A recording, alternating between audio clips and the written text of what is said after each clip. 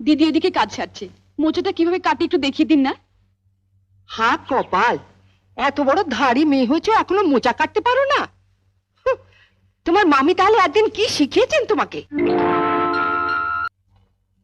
আরে ঠাকুরজি, এসো এসো,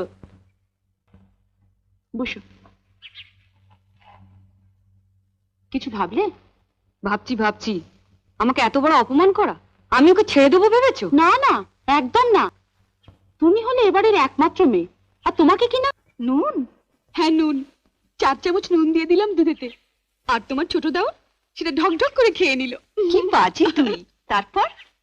তারপর আর কি, সেই নুন খেয়ে আমার গুণ গাইতে শুরু করলো তোমার দাও।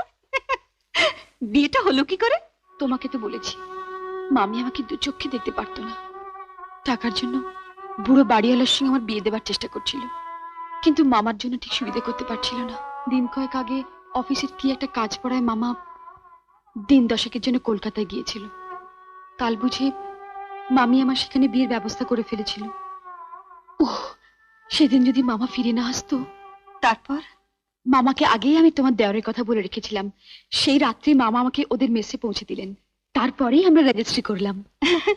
একেবারে সিনেমার গল্প। রেজিস্ট্রির পর কি করলে? কি আবার করব, ঠাকুরপো যে বললো কোথায় হনিমুন করতে গিয়েছিলি? দীঘায়।